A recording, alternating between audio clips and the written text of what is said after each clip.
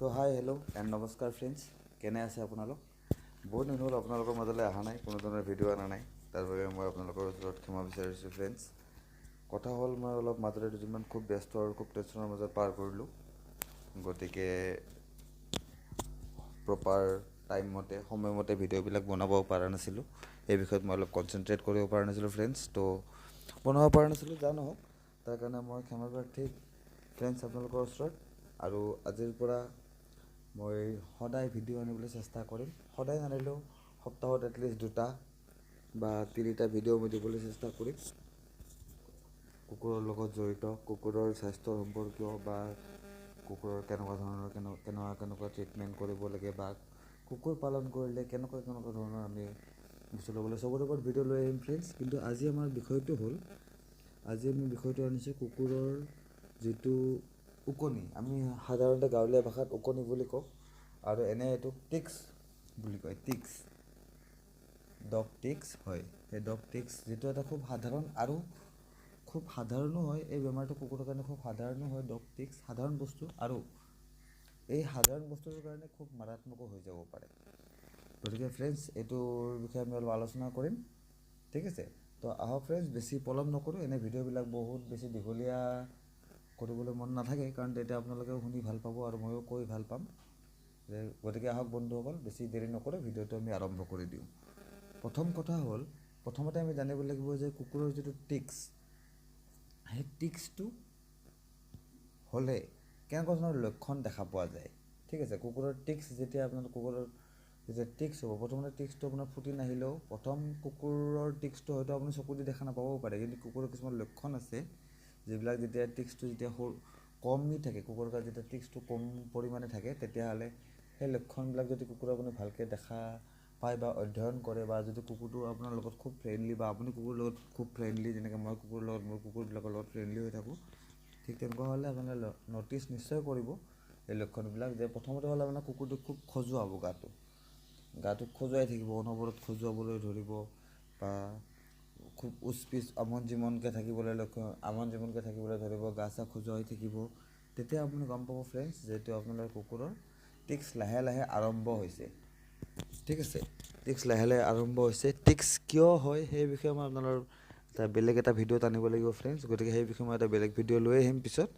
এতিয়া প্ৰথমতে আমি কওঁ যে টিক্স হ'লে কেনেকৈ আপোনালোকে আপোনালোকৰ কুকুৰটোক কিয়ৰ কৰিব পাৰিব, আৰু সেইটো একদম দেশীয় উপায়ৰ দ্বাৰা। আজিকালি কিছুমান আপোনাৰ মেডিচিন পায় কুকুৰৰ টিক্সৰ ওপৰত। মই নকওঁ যে মেডিচিনবিলাক বেয়া, কিন্তু মেডিচিনবিলাকো ভাল, কিন্তু কুকুৰৰ কাৰণে যিটো আমাৰ এইটো হোমমেড যিটো ঘৰুৱা উপায় বা যিটো ঘৰুৱা এইটো পদ্ধতি আমি অৱলম্বন কৰোঁ, সেইবিলাকত আমাৰ খৰচ অলপমান কম হ'ব সচৰাচৰ পদ্ধতিতকৈ। যিবিলাক কিনা বস্তু, ধৰক স্প্ৰে আছে, কুকুৰৰ টিক্সৰ আপোনাৰ পাউডাৰ আছে, টিক্স স্প্ৰে আছে, তেনেকুৱা ধৰণৰ স্প্ৰেবিলাক মাৰ্কেটত আপোনালোকৰ এভেইলেবল। বহুত কোম্পানীৰ বহুত ব্ৰেণ্ডৰ তেনেকুৱা স্প্ৰে আছে, কিন্তু সেইবিলাকো আপোনালোকে ইউজ কৰিব পাৰে। আৰু তদুপৰি যদি আপোনালোকে বোলে অলপমান এনেকুৱা যোৱাতকৈ, সেইবিলাকৰ যিহেতু বহুত কষ্টলি হয়, বস্তুবিলাক বহুত কষ্টলি হয়, সৰু সৰু পাউডাৰ আপোনাৰ 300, 400, 500 তেনেকুৱা হয়।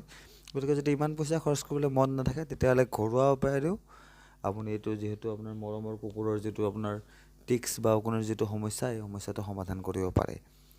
গতিকে তাৰে আমি আজি কেইটামান উপায় আপোনালোকক ক'ম, কি কি ৰেমেডিছ আপোনালোকে ইউজ কৰিব, তাৰ কাৰণে কি কি উপায় ব্যৱহাৰ কৰিব, ঠিক আছে বন্ধুসকল?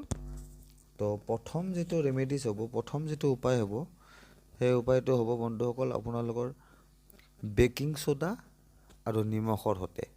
হয়, প্ৰথমতে কি কৰিব আপোনালোকে, যিটো আপোনালোকৰ চাহ চামুচ বুলি কয়, যিটো টিস্পুন, চাহ চামুচ, সেই টিস্পুনেদি বেকিং ছ'ডা ল'ব 2 চামুচ, আৰু নিমখ ল'ব, যিটো আমাৰ ঘৰত সচৰাচৰ ৰন্ধন কাৰ্যত ব্যৱহাৰ হয় নিমখ, সেই নিমখটো ল'ব 2 চামুচ।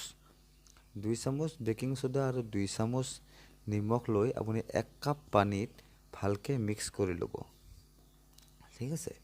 তাৰপিছত আপোনাৰ এই যে স্প্ৰেয়াৰ বটল যে থাকে আমাৰ ঘৰত, সৰু স্প্ৰেয়াৰ বটল, আৰু জানে বটলত এটা স্প্ৰেয়াৰ মেচিন লগোৱা থাকে, নাপিতবিলাকৰ তাত থাকে চুলি তেনেকৈ স্প্ৰে কৰিবলৈ, সেই স্প্ৰেয়াৰ বটল লৈ ল'ব। এই স্প্ৰেয়াৰ বটল ঘৰতো বনাই ল'ব পাৰে, যদি ঘৰত বনাই ল'ব, যদি কিনি আনিব, আগলৈও লাগি থাকিব। গতিকে স্প্ৰেয়াৰ বটল এটা লৈ ল'ব, বেছি দাম নহয়, 15-20 টকা দাম এইবিলাকৰ, বা 30 টকা দাম, কিবা তেনেকুৱাই হ'ব। লৈ তাতে সেই কাপ পানীটো মিহলাই দিব, য'ত আপোনাৰ বেকিং পাউডাৰ আৰু বেকিং চল্ট, বেকিং ছ'ডা বা পাউডাৰ আৰু যিটো আপোনাৰ চল্ট আছে 2 চামুচ যিটো আপুনি মিহলাই লৈছিলে আপোনাৰ এই পানীখিনিত, গৰম পানী বুলি ক'লোঁ, গৰমো ল'ব পাৰে পানী, ঠাণ্ডাও ল'ব পাৰে, যি ইচ্ছা আপোনাৰ সেয়ে ল'ব পাৰে। গতিকে মিহলাই ল'ব। মিহলাই লোৱাৰ পিছত সেই পানীখিনি আপুনি সেই বটলটোত, যিটো আপোনাৰ স্প্ৰেয়াৰ বটল, সেই বটলটোত ঢালি দিব আৰু তাৰপিছত সেইটো দি আপোনাৰ কুকুৰটোৰ গোটেই বডিত স্প্ৰে কৰিব। আৰু বডিত স্প্ৰে কৰোঁতে বস্তুটো এনেকৈ কৰিব যাতে অকল যিটো আপোনাৰ স্প্ৰে, সেই স্প্ৰেটোত কুকুৰৰ আপোনাৰ যিটো ওপৰৰ পৰত, মানে অৰ্থাৎ যিটো কুকুৰৰ নোম, সেই নোমখিনিত যাতে অকল থাকি নাযায়, বস্তুটো তাৰ স্কিনলৈকে ঢুকি পায়। গতিকে তাৰ যিটো নোমৰ পাৰ্টটো আপোনালোকে এনেকৈ হাতেদি অলপ দাঙি দাঙি স্প্ৰেটো কৰি দিব।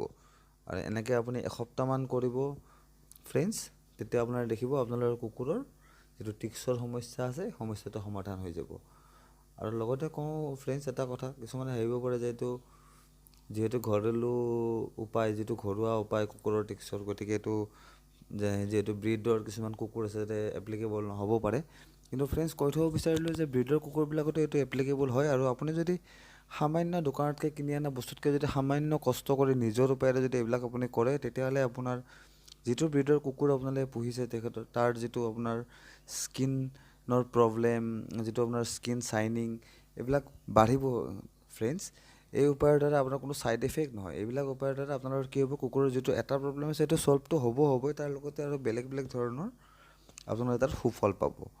ঠিক আছে। যেনেকৈ আপোনালোকে এসপ্তাহ আপোনালোকে কুকুৰৰ বডিত এইটো স্প্ৰে কৰিব, যিকোনো কুকুৰ হ'লেও আপোনালোকে কৰিব পাৰে। খালী স্প্ৰে কৰোঁতে এনেকৈ কৰিব যাতে স্প্ৰেটোৱে আপোনাৰ কুকুৰটোৰ স্কিনটো মানে টাচ কৰে, ঢুকি পায়। ঠিক আছে। এতিয়া আহক ফ্ৰেণ্ডছ, আমি দ্বিতীয় উপায়টোলৈকে আহোঁ। দ্বিতীয় উপায়টো হৈছে বাচন ধোৱা চাবোন। হয় ফ্ৰেণ্ডছ, ঠিকেই শুনিছে, বাচন ধোৱা চাবোন। প্ৰথমতে কি কৰিব, বাচন ধোৱা চাবোন যে আপোনালোকৰ যিটো ঘৰত ইউজ হয়, তেনেকুৱা এটা বাচন ধোৱা চাবোন ল'ব।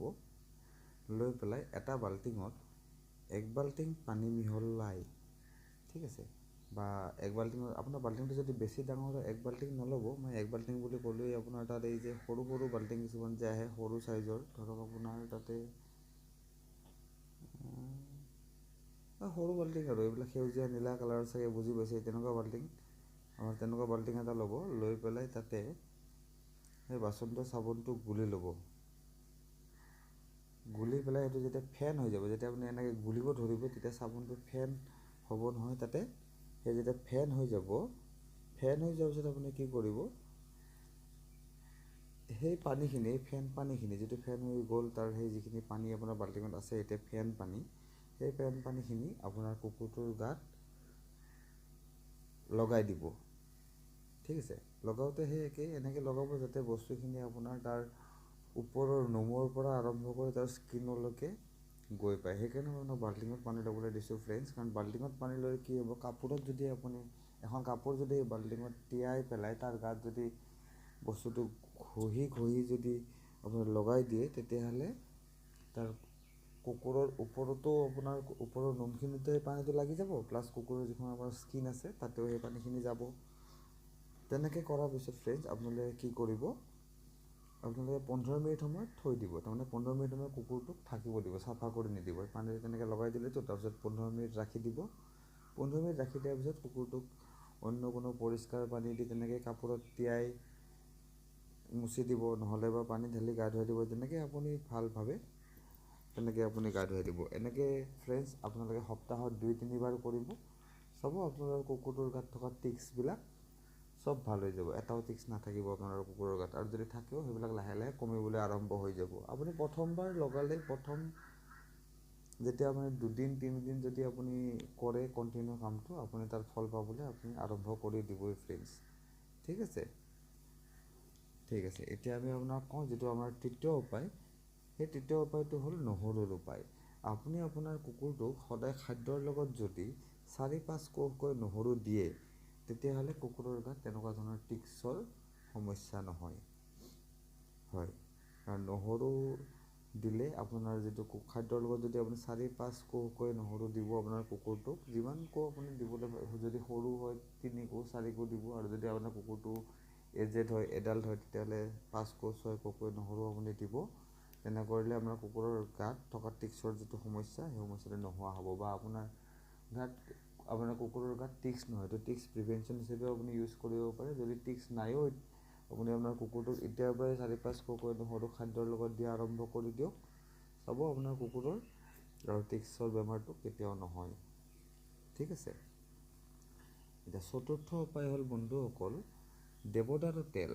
হয়, আপুনি দেৱদাৰু তেল আপোনালোকে কিনিবলৈ পাব যিকোনো গেলামালৰ দোকানত, নতুবা এই পূজা পাতলৰ য'ত সামগ্ৰী পোৱা যায় তাতে আপুনি পাব দেৱদাৰু তেল। এটা বটলৰ নিচিনা হেৰিত সোমোৱা থাকে, বটলতে সোমোৱা থাকে আৰু সেইটো আপোনাৰ আইনাৰো হ'ব পাৰে, প্লাষ্টিকৰো হ'ব পাৰে। সেইটো কিনি লৈ আহিব, লৈ আহি পেলাই আপুনি কি কৰিব, দেৱদাৰু তেলখিনি পানীত মিক্স কৰিব। আপুনি 1 লিটাৰ পানীত দেৱদাৰু তেল আপোনাৰ বেছি মিক্স নকৰিব। 1 লিটাৰ পানীত আপুনি দেৱদাৰু তেলটো আনিলে মোটামুটি আপুনি 20 ml মান মিক্স কৰি ল'ব। 1 লিটাৰ পানীত 20 ml বা 30 ml এনেকৈ আপুনি মিক্স কৰি ল'ব। মিক্স কৰি লৈ পেলাই যিটো আপোনাৰ স্প্ৰেয়াৰ আছে, পানীখিনি স্প্ৰেয়াৰটোৰ সমানে পানী ল'ব, তাতকৈ বেছি পানী নল'ব। আপোনাৰ স্প্ৰেয়াৰটো ধৰক মোটামুটি আধা লিটাৰ পানী খাবতো আপোনাৰ স্প্ৰেয়াৰটো, আধা লিটাৰ পানী ধৰক স্প্ৰেয়াৰ এটাত, তাতে আপুনি 20 ml বা 15 ml মিহলাই ল'ব দেৱদাৰু তেলটো। তাৰপিছত সেইটো ভালদৰে মিক্স কৰি ল'ব, আৰু তাৰপিছত আপোনাৰ কুকুৰটোৰ গাত দেৱদাৰু তেলটোৰ সেই স্প্ৰেয়াৰখিনি, যিখিনি আমাৰ স্প্ৰেয়াৰটোৰ ভিতৰত সোমাই থোৱা আছে, স্প্ৰেয়াৰেদি স্প্ৰে কৰি দিব। স্প্ৰে কৰি দিওঁতে এনেকৈ স্প্ৰে কৰিব যাতে স্কিনটো লগ পায়। এইটো বাৰে বাৰে ক'বই লাগিব, কাৰণ স্কিন ঔষধ দিলে তাৰ গুৰি হ'ল স্কিনত গৈ পাবই লাগিব। ওপৰত হ'ল নোমৰ তলৰ যিটো পৰত স্কিন, তাতেহে আপোনাৰ একচুৱেলি ইহঁতে বেছিকৈ এফেক্ট কৰে, যিটো আপোনাৰ টিক্স থাকে। গতিকে পাবই লাগিব, গতিকে আপুনি স্কিনত পোৱাকৈ আপুনি সেইটো স্প্ৰে কৰিব। স্প্ৰে কৰোঁতে মাত্ৰ এটা সাৱধানতা ল'ব যে এই স্প্ৰেখিনি কুকুৰৰ, আপোনাৰ যিয়ে কুকুৰ নহওক, কুকুৰটোৰ যাতে কাণত, নাকত আৰু চকুত যাতে নপৰে, এনেকৈ কৰিব। আৰু এই পদ্ধতিটো আপুনি সপ্তাহত 2 বাৰ কৰিব ফ্ৰেণ্ড। চাব আপোনাৰ কুকুৰটোৰ টিক্সৰ সমস্যা নোহোৱা হৈ যাব। ঠিক আছে। আৰু আপুনি লং তেলৰ দ্বাৰাও আপোনাৰ কুকুৰৰ টিক্সৰ সমস্যা সমাধান কৰিব পাৰে।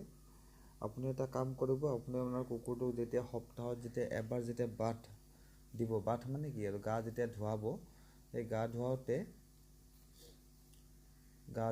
তাক আপুনি সেই গা ধোৱা পানীখিনিত লঙৰ তেল মিহলাই ল'ব। লঙৰ তেল মিহলাই সেই পানীতে তাক গা ধুৱাই দিব। এনেকৈ আপুনি যেতিয়াই গা ধুৱাব, সপ্তাহত 1 বাৰ ধুৱাওক, 2 বাৰ ধুৱাওক, 3 বাৰ ধুৱাওক, যেতিয়াই গা ধুৱাব তেতিয়াই যদি আপুনি লঙৰ তেলেদি গা ধুৱায়, তেতিয়াহ'লে আপোনাৰ কুকুৰৰ টিক্স নহয়। যদি নাই তেতিয়াহ'লে টিক্স নহয়, আৰু যদি টিক্স আছে তেতিয়াহ'লে সেইটো ভাল হৈ যাব। কিন্তু যদি টিক্স আছে তেতিয়াহ'লে আপুনি এইটো কি কৰিব লাগিব, নন ষ্টপ কৰিব লাগিব এসপ্তাহ। তাৰপিছত আপুনি এসপ্তাহত এবাৰকৈ কৰিলেও হ'ব। আৰু টিক্স নাই যদি আপুনি তাক যেতিয়া গা ধুৱায় তেতিয়াই লঙৰ তেল মিক্স কৰি পানীত তেনেকৈ গা ধুৱাই দিব। ঠিক আছে। তো এতিয়া ফ্ৰেণ্ডছ, শেষৰ উপায়টো মই কওঁ, যিটো শেষৰ উপায়টো হৈছে, যদি আপোনাৰ কুকুৰটো বোলে টিক্সত এতিয়া বেয়াকৈ ইনফেক্টেড হৈ গৈছে, তাক ইমিডিয়েট কিউৰিটিৰ প্ৰয়োজন, মানে ইমিডিয়েট ঠিক হ'ব লাগে, অলপ হ'লেও তাৰ অৱস্থা ভাললৈ আহিব লাগে, তেতিয়াহ'লে আপুনি এটা কাম কৰিব ফ্ৰেণ্ডছ, আপোনালোকে নিম অইল কিনি লৈ আহিব বজাৰৰ পৰা। নিম অইল লৈ আহিব, পিয়'ৰ নিম অইল আনি পেলাই 1 কাপ পানী ল'ব। এইটো গৰম পানীও ল'ব পাৰে, কুহুমীয়া গৰম পানী বা ঠাণ্ডা পানী যি ল'ব, লৈ পেলাই তাতে 15 ml বা 20 ml মিক্স কৰিব। ঠিক আছে। মিক্স কৰি য'ত আপোনাৰ কুকুৰটোৰ টিক্স হ'লে কিছুমান ঘাৰ নিচিনা সৃষ্টি হয়, ফোহা ঘাৰ নিচিনা হয়, য'ত তেনেকুৱা হৈ গৈছে আপোনাৰ, য'ত তেনেকুৱা হৈছে, তাতে আপুনি সেই অংশটোত কুকুৰৰ সেই তেলৰ যিটো স্প্ৰে আপুনি মিক্স কৰি লৈছে আপোনাৰ স্প্ৰেয়াৰত, এই স্প্ৰেয়াৰটো দি স্প্ৰে কৰি দিব। ঠিক আছে। দিনত আপুনি যিমান পাৰে সিমান কৰিব, 2 বাৰ পাৰিলে 2 বাৰ কৰিব, 3 বাৰ পাৰিলে 3 বাৰ কৰিব। এনেকৈ দিনে 2-3 বাৰকৈ আপুনি 10 দিন কৰিব। চাব আপোনাৰ কুকুৰৰ য'ত টিক্সৰ দ্বাৰা এই ঘাঁ হৈ গৈছে সেইবিলাক ভাল হৈ যাব, আৰু গাত থকা বাকী টিক্সবিলাকো নোহোৱা হৈ যাব। ঠিক আছে ফ্ৰেণ্ডছ, এই বস্তুটো আপোনাক মই 10 দিন কৈছোঁ যদিও আপোনালোকে 5 দিনমান কৰিলে আপোনালোকৰ কুকুৰটোৰ সুফল পোৱা আপোনালোকে উপলব্ধি কৰিব পাৰিব, বা আপোনালোকৰ দৃষ্টিগোচৰ হ'ব ফ্ৰেণ্ডছ। ঠিক আছে ফ্ৰেণ্ডছ, তো আজিলৈ এৰো, বিশেষ নকওঁ। আৰু বন্ধুসকল, যদি আপোনালোকে আগলৈও মোৰ এই চেনেলটোৰ জৰিয়তে যদি এনেকুৱা ধৰণৰ কুকুৰৰ কাৰণে গুৰুত্বপূৰ্ণ কিছুমান টিপছ এণ্ড ট্ৰিক্স, কিছুমান এডভাইচ যদি পাই থাকিবলৈ বিচাৰে, যিবিলাক আপোনালোকৰো জীৱনত কামত আহিব ফ্ৰেণ্ডছ, তেতিয়াহ'লে আপোনালোকে মোৰ এই চেনেলটো ছাবস্ক্ৰাইব কৰি ল'ব। ছাবস্ক্ৰাইব কৰিলে এইটোৱেই হ'ব যে মই যেতিয়াই ভিডিঅ' পষ্ট কৰিম ইউটিউবত, তেতিয়াই আপোনালোকে সেইটো পাই যাব। আৰু মোৰ এই ভিডিঅ'টো যদি ভাল লাগিছে ফ্ৰেণ্ডছ, তেতিয়াহ'লে অনুগ্ৰহ কৰি সেইটো লাইক আৰু শ্বেয়াৰ কৰি দিব, যাতে আপোনালোকৰ লগত আৰু বাকী দুজনৰো কামত আহিব পাৰে। ঠিক আছে বন্ধুসকল, তো আজিলৈ এৰিছোঁ। Good bye.